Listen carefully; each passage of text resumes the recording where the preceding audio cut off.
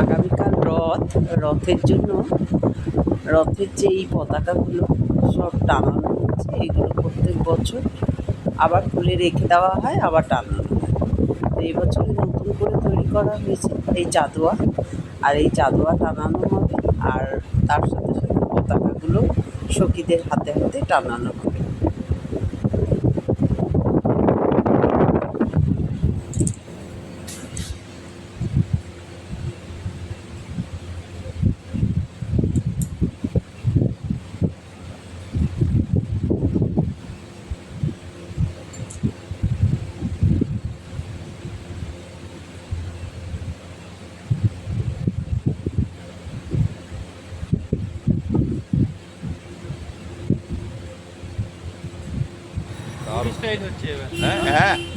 রথে এই পরীদের পতাকা টানানো হচ্ছে। আজকে আগামীকাল রথ, তার সাজসজ্জা চলছে।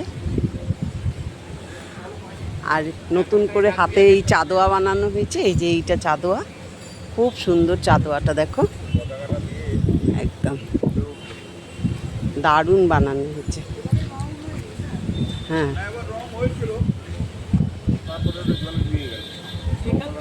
তোমার গেটটা দিয়ে দিই, গেটটা বেকার খোলা আছে।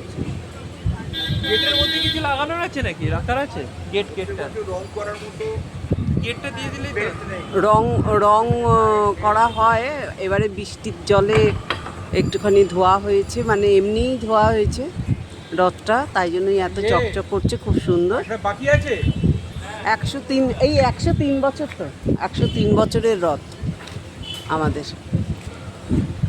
দেখো কারুকার্যগুলো এত বছরের পুরনো, কত সুন্দর রয়েছে, মেনটেন্স করা হয় খুবই সুন্দরভাবে। আর এই হচ্ছে রথের পেছনটা তোমাদের দেখাচ্ছি। এই হচ্ছে রথের ঘর। এই ঘরের মধ্যে থাকে সারা বছর, এই ঘরের মধ্যে রথ থাকে। এটা রথের ঘর।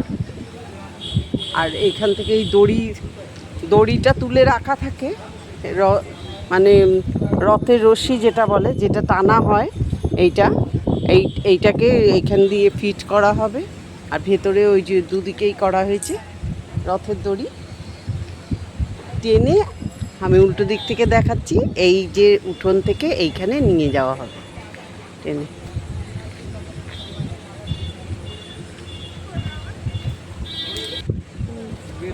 যাবে না,